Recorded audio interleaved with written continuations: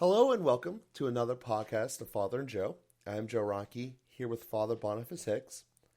And one of the missions that we had in the creation of this podcast was to grow people to become closer to the church and by default closer to the Holy Spirit and closer to God. And one of the things that I've observed kind of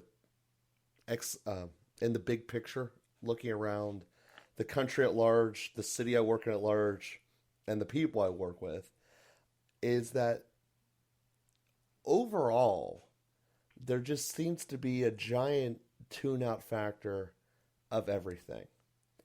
And I have a couple of thoughts and theories with this, one of which being that we've hit the oversaturation point for the human mind, and once you are at the point where everything's being thrown at you, you can't catch anything. And I get the feeling that overall that is a big thing that's happening.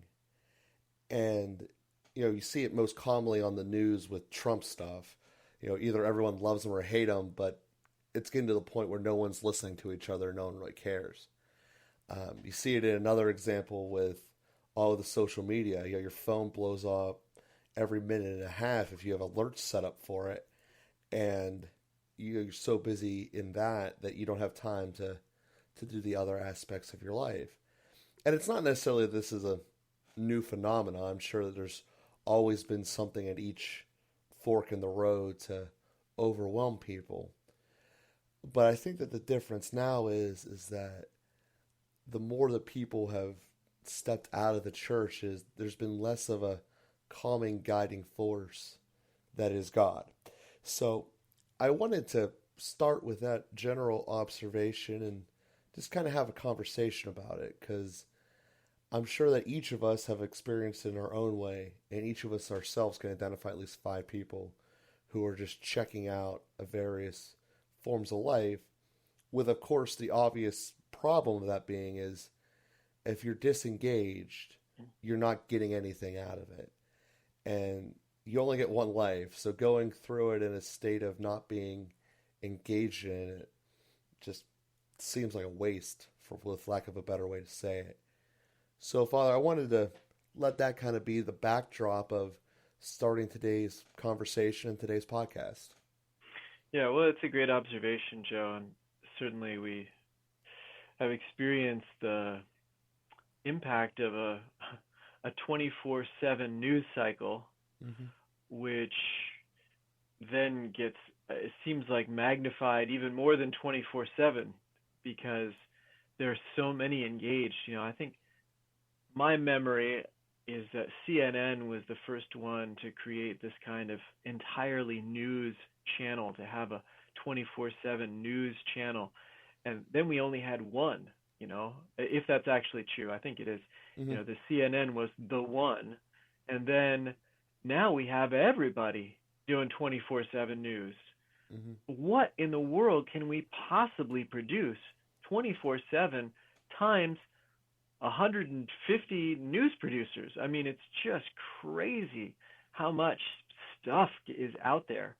And it's an interesting consequence of our technology that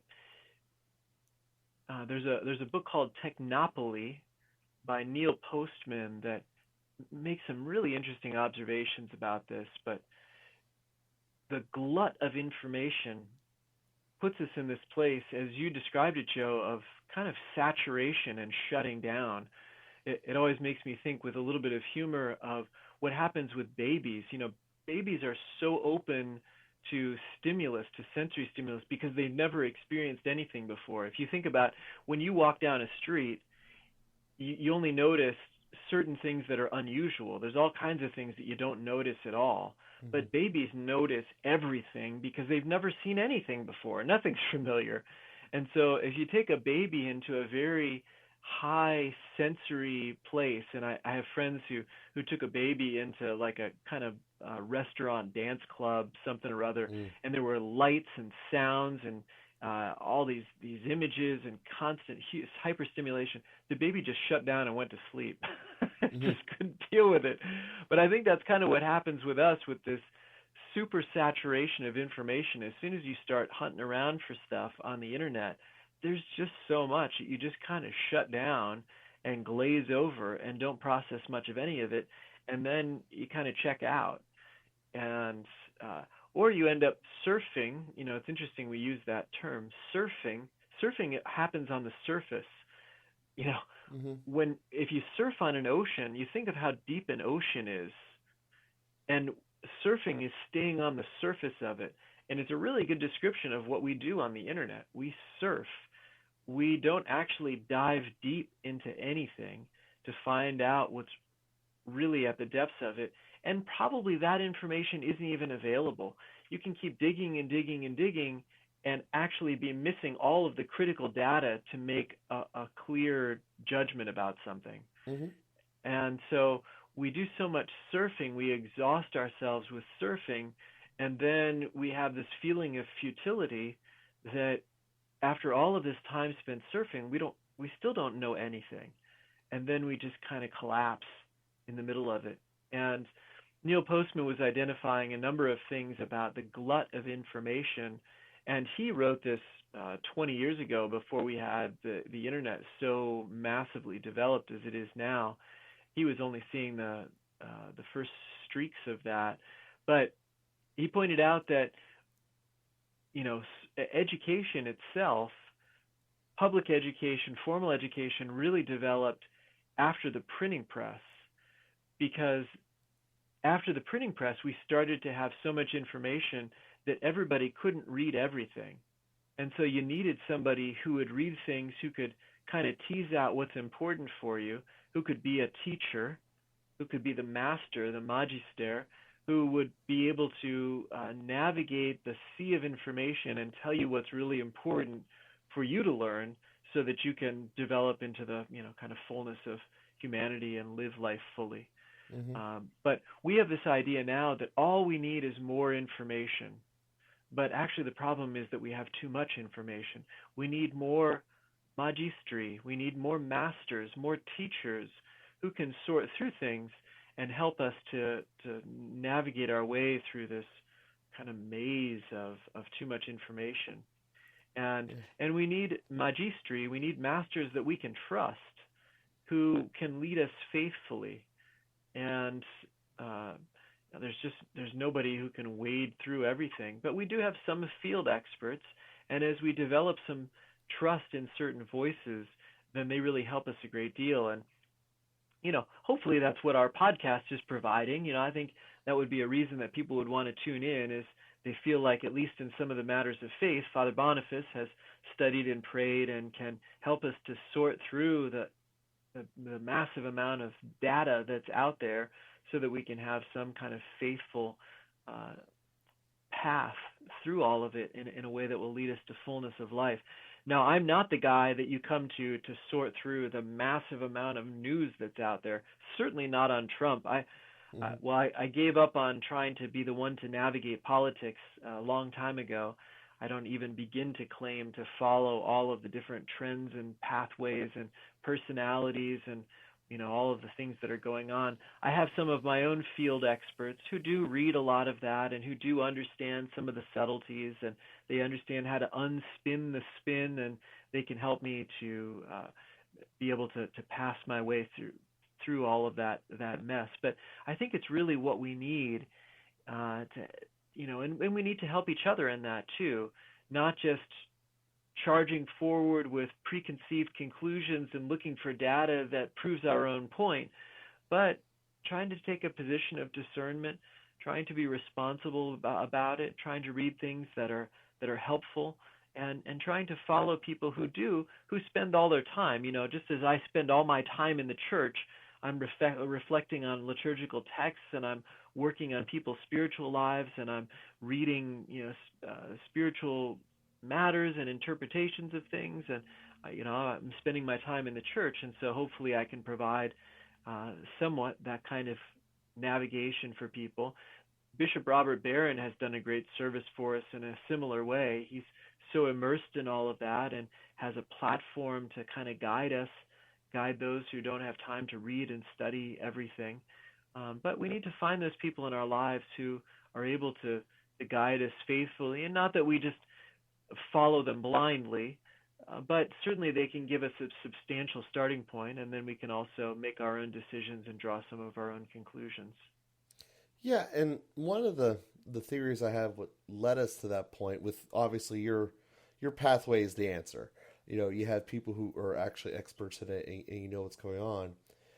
But there's two sides of that equation. You have to have people who are listening to the experts and then the experts actually being experts themselves.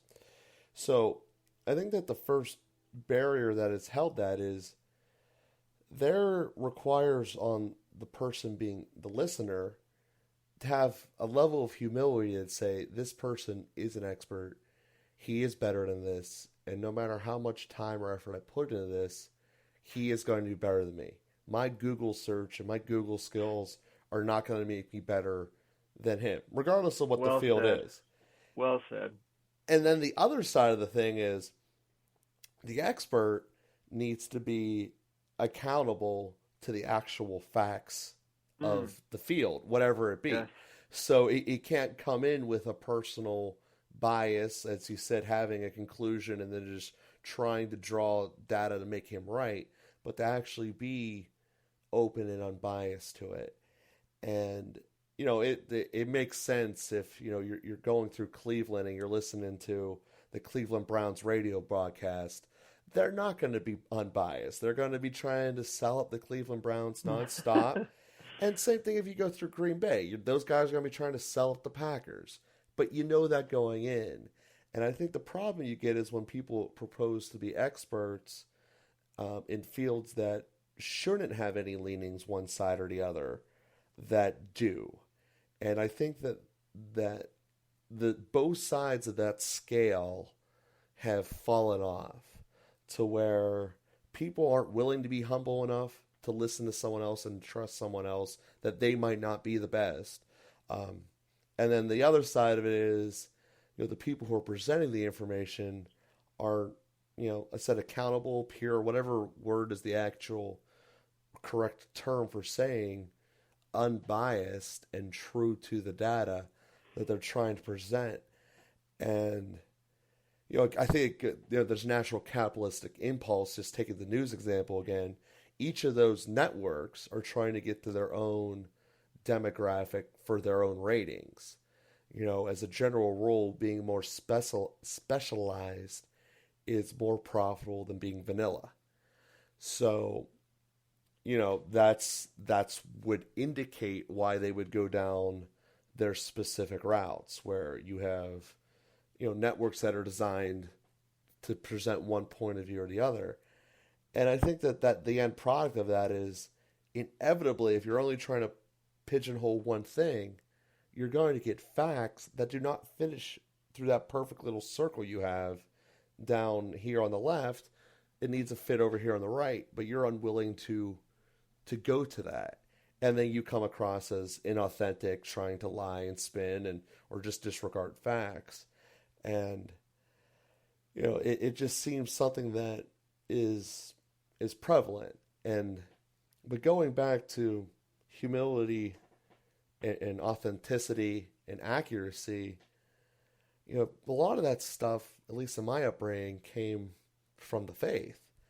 And I think that us stepping away more and more from it as a general nation is making us more susceptible to this, to this problem overall, as kind of a side effect that isn't identified as a side effect of what it is.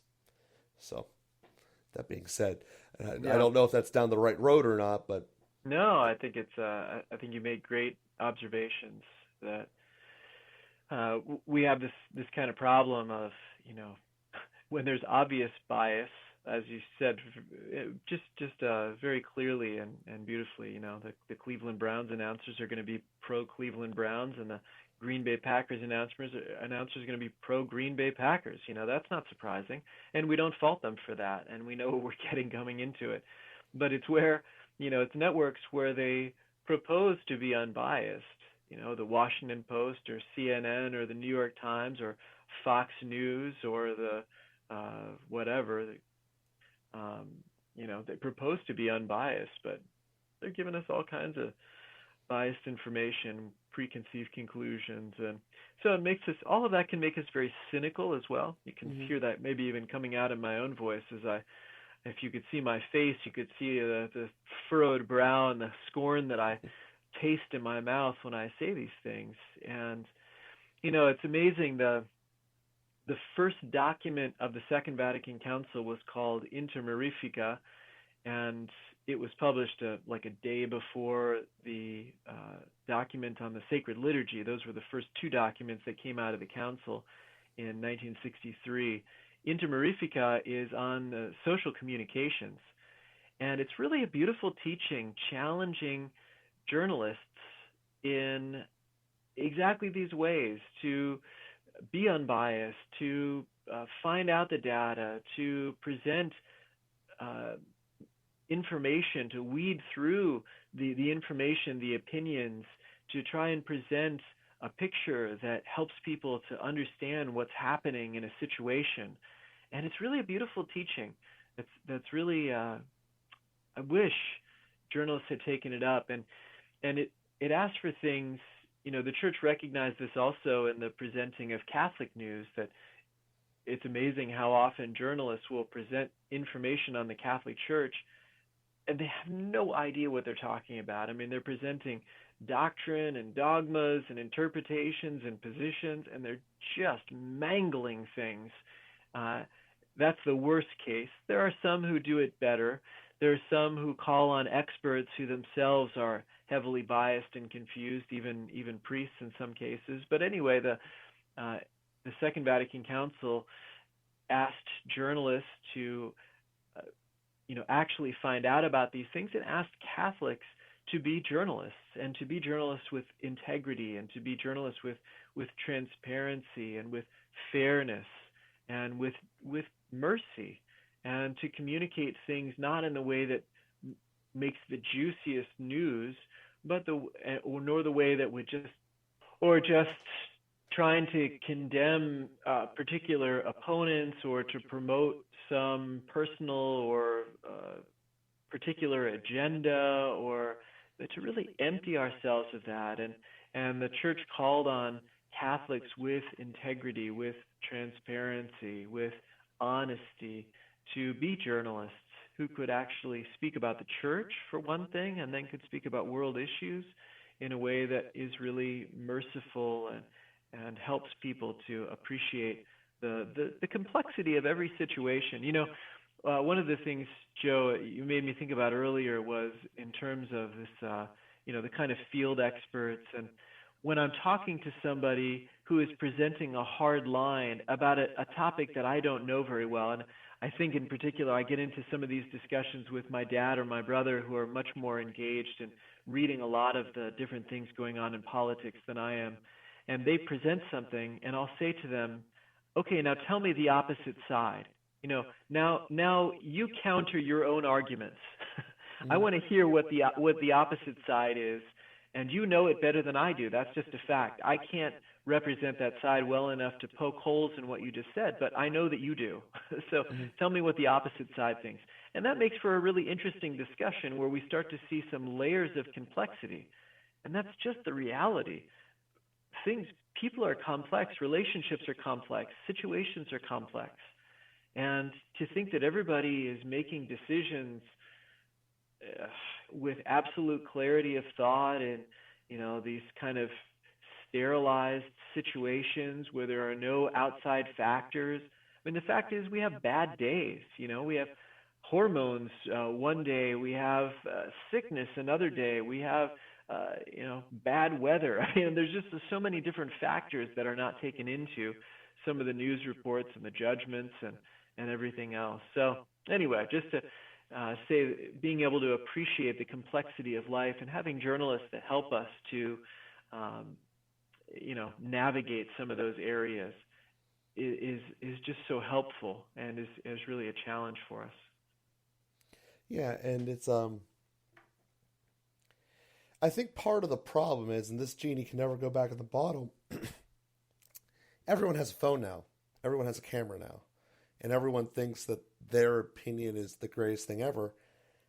And I believe a portion of that is directly due to the masters that we were talking about in the beginning of this cast falling off their integrity. So if no one is a master, everyone can be a master.